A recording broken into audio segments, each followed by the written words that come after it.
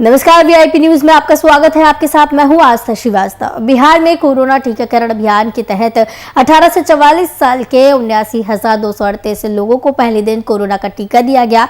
टीकाकरण को लेकर रविवार को राज्य में 624 टीकाकरण केंद्र बनाए गए थे, जहां कई लोग तो बिना रजिस्ट्रेशन कराए वैक्सीनेशन सेंटर पहुंच गए, जबकि टीके के लिए कोविन ऐप पर रजिस्ट्रेशन के बाद जगह, समय और तारीख का चयन करना है। इन केंद्रों पर टीका के लिए सुबह 9 बजे से ही युवाओं के आने का सिलसिला शुरू हो गया।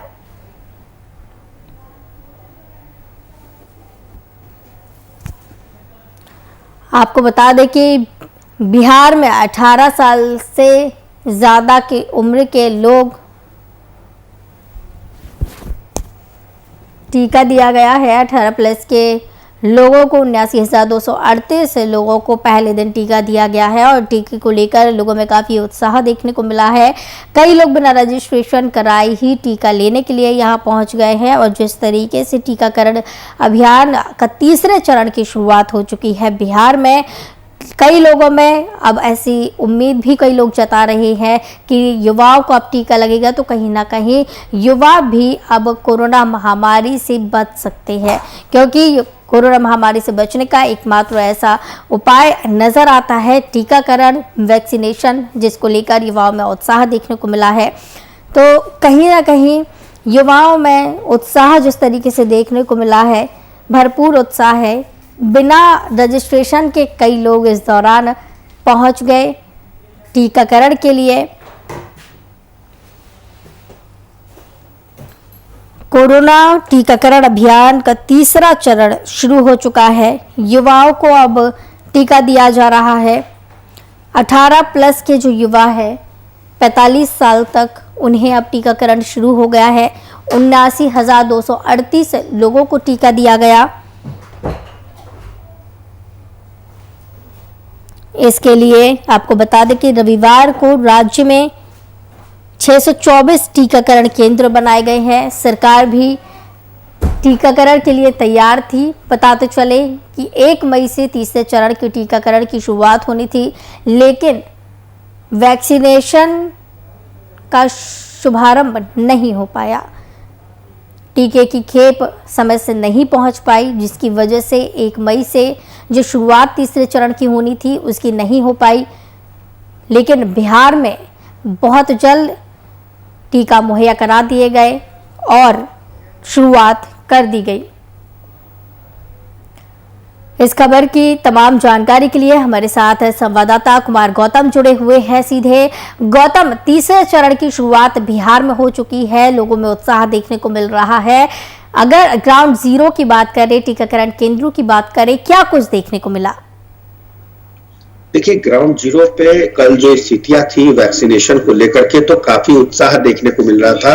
और खास करके जो 18 प्लस के लोग हैं, जिस तरीके से वोटिंग में उत्साह देखने को मिलता है, जब कोई 18 साल का व्यक्ति जब वो मतदान केंद्र पे जाता है, वोट करता है, तो एकदम उसी तरीके का उत्साह देखने को मिल रहा था। मतदान केंद्र की जगह सिर्फ स्वास्थ्य केंद्र था जहाँ पे वैक्सीनेशन की प्रक्रिया शुरू हुई थी। और चूंकि 1 मई के बाद से ही ये लगने लगा था कि लोगों को टीका लगेगा और 28 तारीख से ही लोगों ने 28 अप्रैल से ही रजिस्ट्रेशन शाम 4 बजे से शुरू कर दिए थे।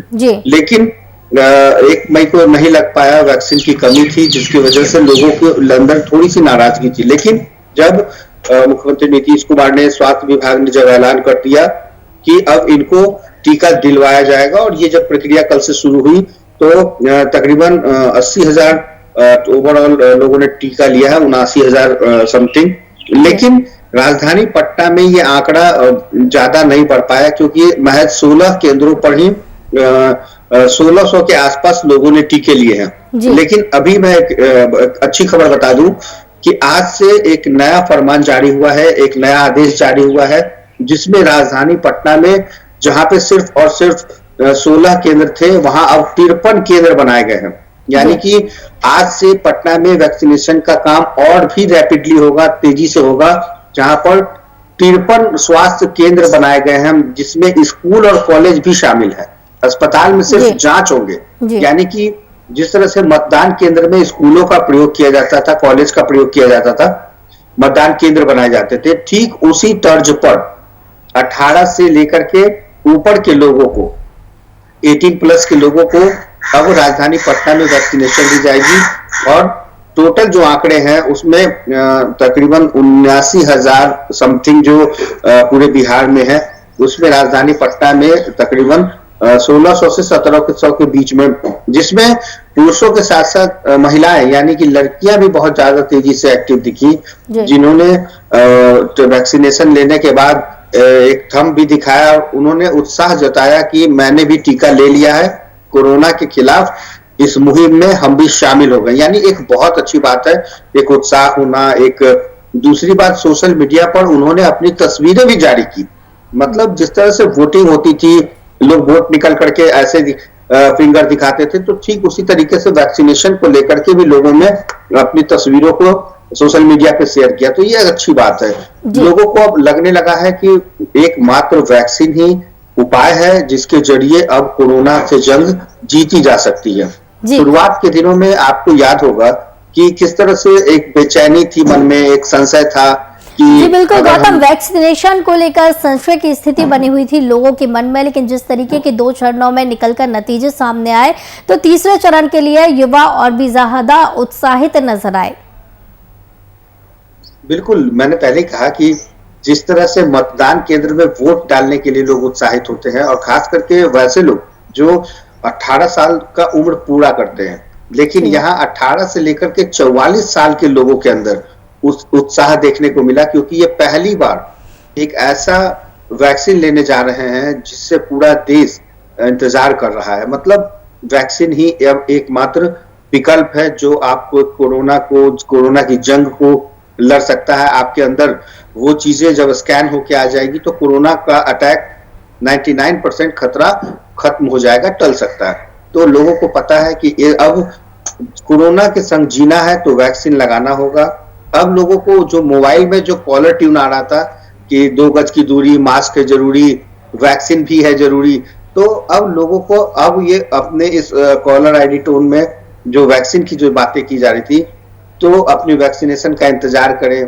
तो यही सारी चीजें फिलहाल इस वक्त चल रही है। और आज से अच्छी खबर यह है कि राजधानी पटना में 53 स्वास्थ्य केंद्रों पर, स्वास्थ्य केंद्र का मतलब जो 53 स्वास्थ्य केंद्र अलग से बनाए गए हैं, वहां भी टीके मिलेंगे। मतलब जो कल तक सोशल डिस्टेंसिंग का पालन न देख पाना, या जिनका रजिस्ट्रेशन हुआ वो किसी वजह से पूरा नहीं कर पाया, या जिनको लगा कि अरे यार बहुत भीड़ है, हम कैसे टीका लेंगे, तो इन तमाम सवालों का जवाब आज सरकार दे चुकी है। और आज से उनके लिए एक अच्छी राहत बड़ी खबर यह है कि अब वो अपने नजदीकी स्कूल में, कॉलेज में, जहां भी उनका जो घर के नजदीक है, वहां पे जाकर के 18 प्लस से ऊपर के लोग वैक्सीन ले सकते हैं। और आपने अगर रजिस्ट्रेशन कराया हुआ है तो आपको लोकेशन भी सबमिट कर दिया जाएगा, आप वहां पर जाकर के आसानी से ले सकते हैं। और लगभग मुख्यमंत्री ने कल भी अपील की। आपने देखा कि मुख्यमंत्री ने लगातार 3 ट्वीट किए। पहले ट्वीट में उन्होंने साफ तौर पे कहा कि इस वक्त कोरोना का संकट है, तमाम राज्यवासियों से अपील करता हूं कि वो वैक्सीन जरूर लगवाएं, यानी कि लोगों से अपील की है। दूसरा, उन्होंने कहा है कि कोरोना गाइडलाइन का जरूर पालन करें। और तीसरी महत्वपूर्ण बातें जो उन्होंने कही कि इस जंग से लड़ने के लिए हम सबको एकजुट होना होगा। तो कहीं ना कहीं मुख्यमंत्री को भी लगता है कि अब एकजुट होना होगा, तभी जाकर के जंग जीती जा सकती है। और ये एकजुटता तब दिखानी होगी जो आप अपने नजदीकी स्वास्थ्य केंद्र में वैक्सीन लेने जाएंगे। गौतम, स्वास्थ्य केंद्र की जिस तरीके से आपने बात की है कि आज से खुशखबरी है 53 कर दिए गए हैं, लेकिन कल जो स्वास्थ्य केंद्र थे वो महज 16 थे, तो इस दौरान असुविधा का भी सामना करना पड़ा होगा। क्या कुछ असुविधा इस दौरान देखने को मिली? काफी असुविधा हुई है कल। जितनी भीड़ थी उसके अनुपात में जो स्वास्थ्य केंद्र थे वो नहीं बनाए गए थे, और अगर जो बने भी थे वहां पर वैक्सीन नहीं पहुंचे थे, और अगर वैक्सीन पहुंचे तो स्वास्थ्य कर्मियों की थोड़ी लापरवाही देखने को मिल रही थी। तो कहीं ना कहीं इन तमाम चीजों के बीच में कल का जो दिन था वो पहला दिन था, यानी कि फर्स्ट डे। तो पहले दिन थोड़ी बहुत दिक्कतें हुई और भीड़ अचानक से एकदम पहुंच गई, तो जिसके कारण दिक्कतें हुई। मैंने पहले कहा कि बहुत कम ऐसे केंद्र थे जहां पर दिए गए, और पूरे राज्य की बात करें तो 624, पूरे बिहार में 624 सेंटरों पर ये सुविधाएं दी गई थी, जहां पर 79,228 के आसपास लोगों ने वैक्सीन ली। राजधानी पटना में 16 थे और 1600 के आसपास उन्होंने वैक्सीनेशन ली, लेकिन आज अगर 53 हो गया तो मतलब आप यह अंदाजा लगाइए कि लगभग 3.5 गुना ज्यादा इजाफा हो जाएगा। तो यानी कि वैक्सीनेशन की जो लोगों के अंदर जो वैक्सीन हो वो 3.5 गुना बढ़ जाएगी। यानी कि उम्मीद है कि 5000 लोगों तक वैक्सीन आज पूरी होगी। जी। लोगों के अंदर एक उत्साह है। दूसरा कि अगर आपके पड़ोसी ने वैक्सीन लिया है तो आपको भी लगेगा, तब जाके लगता है लोगों को कि मुझे भी लेना चाहिए। जी। ऐसा नहीं है, आप भी जहां कहीं भी हो, आप अपने नजदीकी स्वास्थ्य केंद्र में जाएं, वहां पर तो हाँ, शुरुआत के समय में ऐसा होता है कि आपाधापी होती है। जैसे अगर 10 साढ़े 10 के बीच में वैक्सीन की प्रक्रिया शुरू होती है तो लोग 9 बजे से कतार लगाना शुरू कर देते हैं। लेकिन आप थोड़ा लेट करके भी जाएंगे ना तो 10-10 लोगों का जो किट है, एक फाइल में, एक वायल में 10 लोगों का नाम आता है, तो 10 लोग बारी बारी से, तो आपको थोड़ी सी तो प्रतीक्षा करनी होगी। लेकिन तो प्रतीक्षा के साथ साथ आपको ये भी देखना होगा कि सोशल डिस्टेंसिंग का विशेष ख्याल रखिए।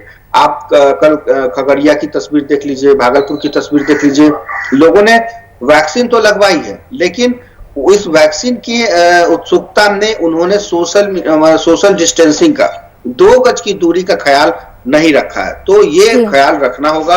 अगर आपके सामने वाला नहीं रख रहा है तो आपको रखना होगा, क्योंकि लेकिन लोगों को लगता है कि अगर 2 गज की दूरी के बीच में कोई तीसरा घुस गया तो उसको पहले वैक्सीन मिल जाएगी। तो ये स्थिति है जिसकी वजह से लोगों में परेशानी है। जी बिल्कुल, कहीं ना कहीं अब लोगों में होड़ मची हुई है वैक्सीन लेने की, और जिस तरीके से आपने पड़ोसी का एक उदाहरण दिया है तो इससे मनोबल भी लोगों का बढ़ता है जो वैक्सीन लेने के लिए फिर पहुंचते हैं। बहुत बहुत धन्यवाद कुमार गौतम, संवाददाता हमारे साथ जुड़े हुए थे इस खबर की तमाम जानकारी के लिए। तो बिहार में आपको बता दें कि तीसरे चरण की शुरुआत अब वैक्सीनेशन की हो चुकी है। वैक्सीनेशन की खेप बिहार पहुंची और दौर शुरू हो चुका है अब वैक्सीन लगाने का। युवाओं में भी काफी उत्साह देखने को मिल रहा है।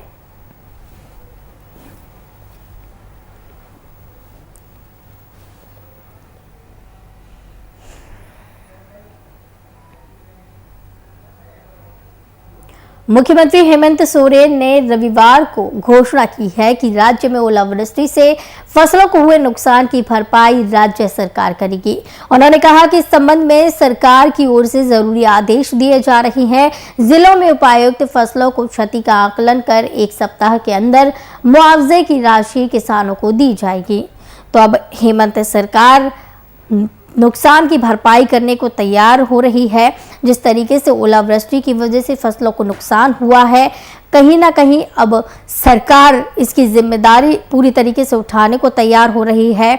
नुकसान की भरपाई सरकार करेगी। हेमंत सरकार ने घोषणा कर दी है 1 सप्ताह के अंदर राशि देने की बात की जा रही है। जिस तरीके से मौसम में परिवर्तन देखने को मिल रहा है तो झारखंड में सरकार ने ये घोषणा कर दी है और ये बेहद बड़ी घोषणा और बेहद अहम घोषणा है किसानों के लिए। जिस तरीके से फसल बर्बाद हो जाती है किसानों की ओलावृष्टि से, बारिश से, तो कहीं ना कहीं किसानों को भी अब इस घोषणा के बाद राहत मिलेगी। सीएम हेमंत सोरेन ने इसकी घोषणा की है।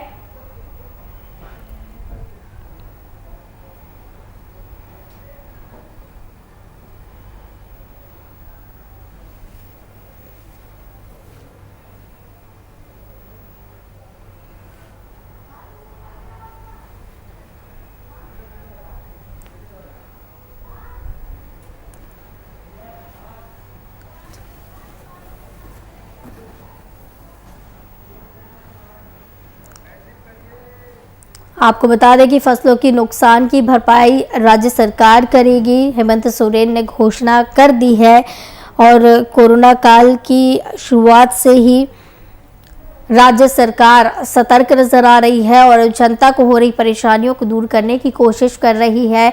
इसी बीच हेमंत सोरेन ने इसको घोषित किया है, इसकी घोषणा की है कि फसलों की जो ओलावृष्टि से नुकसान होगा उसका भरपाई सरकार करेगी। राहत भरी खबर ये किसानों के लिए है। किसानों के माथे पर लकीरें आ जाती थी जब फसलें बर्बाद होती थी, चिंता सताने लगती थी, तो कहीं ना कहीं इस चिंता को दूर करने की कोशिश सरकार की तरफ से की गई है। 1 सप्ताह के अंदर राशि दी जाने की बात की जा रही है कि जितना भी नुकसान होगा, नुकसान का आकलन करके 1 सप्ताह के अंदर राशि दी जाएगी। और मुख्यमंत्री हेमंत सोरेन ने रविवार को इसकी घोषणा की है कि ओलावृष्टि से फसलों को हुए नुकसान की भरपाई राज्य सरकार करने वाली है। उन्होंने कहा कि इस संबंध में सरकार की ओर से जरूरी आदेश दिए जा रहे हैं। जिले में उपायुक्त फसलों को क्षति का आकलन करेंगे और 1 सप्ताह के अंदर मुआवजे की राशि किसानों को दी जाएगी। तो जिस तरीके से हेमंत सरकार पहल कर रही है किसानों को लेकर बदलते मौसम में, इस महामारी में, तो कहीं ना कहीं जो सवाल खड़े होते थे किसानों के मन में, उन सवालों का जवाब अब सरकार की तरफ से आने लगा है। और चिंता जो किसानों को सताने लगी थी फसलों के बर्बाद होने की, तो सरकार अब इसकी जिम्मेवारी ले रही है। जितने भी नुकसान होगा, जितना भी नुकसान होगा, नुकसान का आकलन किया जाएगा, उपायुक्त आकलन करेगा और उसके बाद 1 हफ्ते के अंदर ही मुआवजे की राशि किसानों के खाते में पहुंच जाएगी। तो अब ये बड़ी घोषणा सरकार की तरफ से की गई है।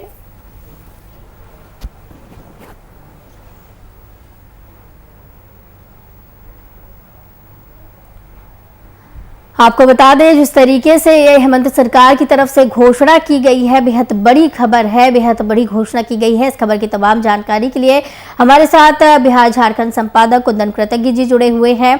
कुंदन जी, हेमंत सोरेन की सरकार जो है किसानों की जो चिंता बढ़ी हुई थी वो परेशानियों को दूर करने की कोशिश कर रही है और जब से कोरोना काल शुरू हुआ है हेमंत सोरेन सरकार लगातार यही कोशिश कर रही है कि जनता को कोई परेशानी ना हो। इस महामारी के दौर में सरकार की तरफ से ये घोषणा की गई है।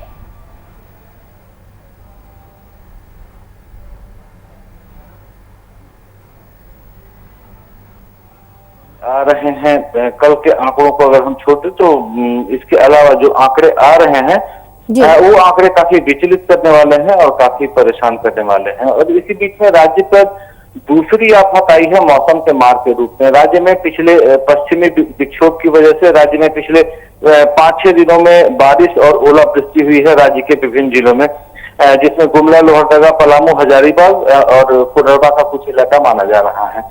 ऐसे में बारिश और ओलावृष्टि बिना मौसम के इन 2 वजहों से किसानों को भारी नुकसान हुआ है, जिसमें गेहूं की फसल को काफी नुकसान हुआ है और गेहूं की फसल के अलावा तरबूज जो एक मौसमी फसल है और इसके साथ ही सब्जियों को भी काफी नुकसान पहुंचा है और जिसकी वजह से सब्जियों को और तरबूज को और गेहूं को इनके नुकसान होने की वजह से किसानों पर भारी आपत्ति पड़ी है। एक तरफ कोरोना संक्रमण की वजह से जहां राज्य में मिनी लॉकडाउन चल रहा है, बाजार महज 2 बजे तक खुले पड़े हैं और किसानों को इस बात के लिए भी संघर्ष करना है कि अपनी फसलों को जब बाजार वो ले जाएं तो बाजार में 2 बजे के पहले खरीदार के साथ वो अपना सौदा करके अपनी फसलों को बेच दें। इन तमाम वजहों से किसानों की परेशानियों को देखते हुए मुख्यमंत्री हेमंत सोरेन ने रविवार को घोषणा की है कि राज्य में ओलावृष्टि से फसलों को हुए नुकसान की भरपाई सरकार के द्वारा की जाएगी और इस संबंध में सरकार की ओर से आदेश भी जारी कर दिए गए हैं और तमाम जिलों के उपायुक्तों को फसलों की क्षति का आकलन करके 1 हफ्ते में मुआवजा की राशि किसानों को जारी करने का भी निर्देश दे दिया है।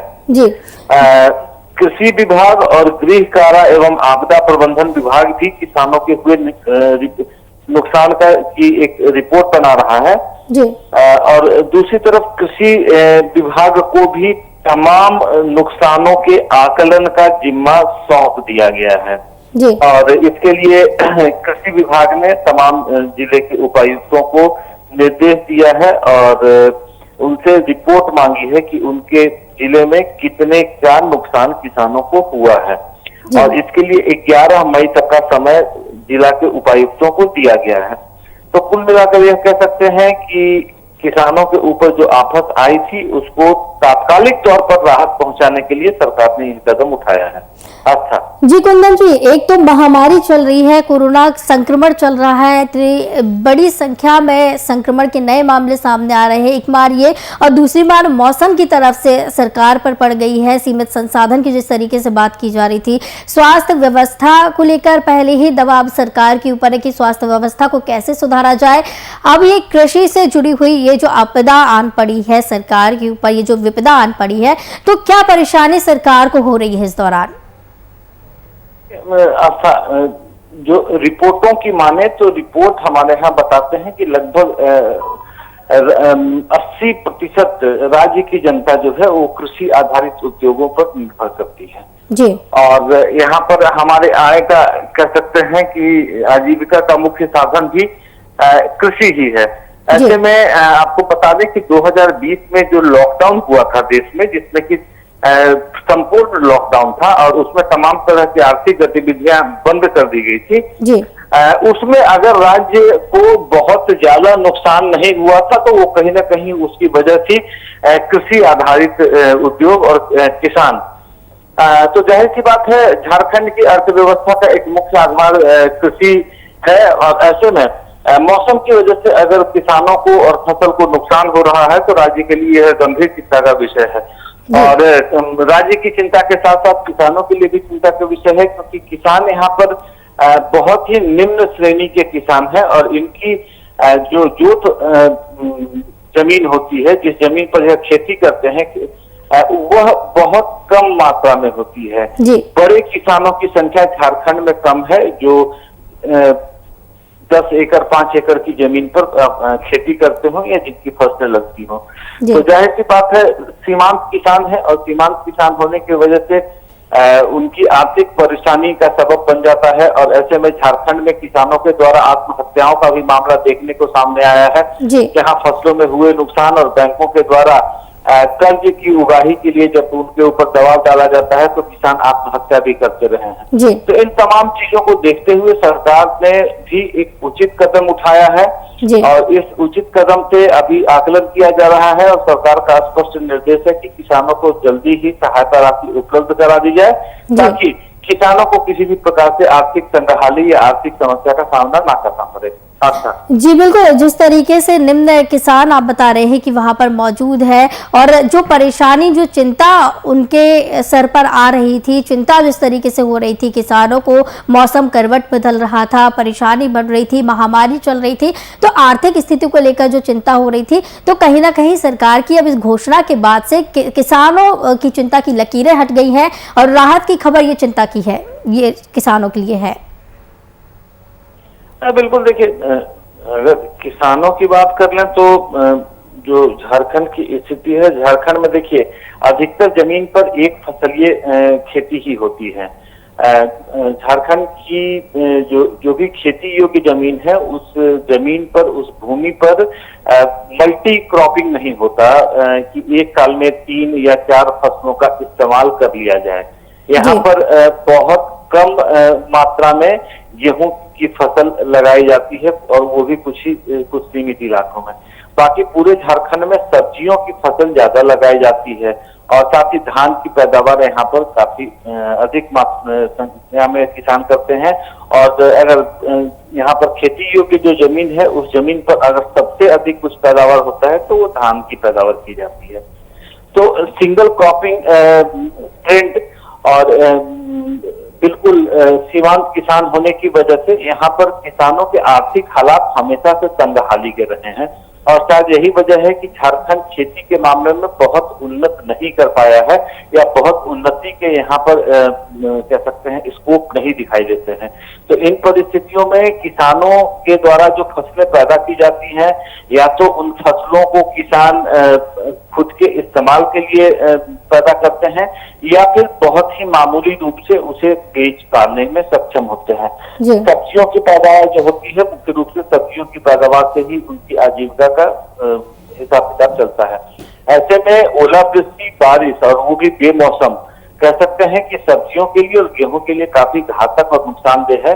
तो जाहिर सी बात है किसानों के बीच जो चिंता की बात थी तो उसको सरकार ने अपने स्तर से दूर करने की कोशिश की है।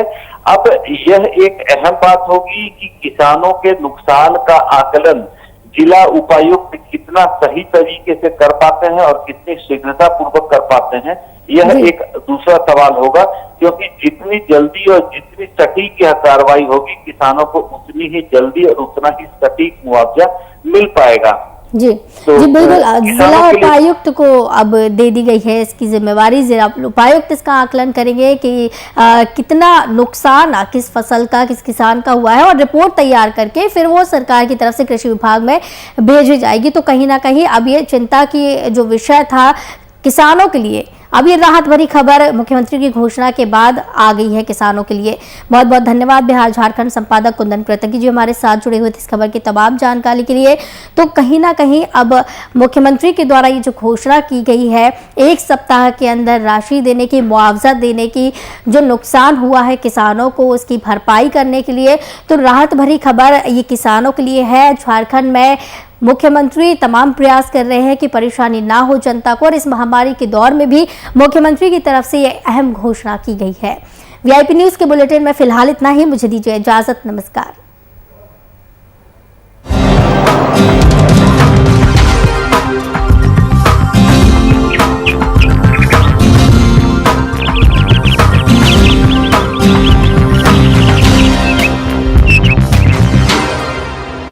के लिए उड़ चला गैरों की ज़मीं पर, खुशबू अपने पन की ढूंढता और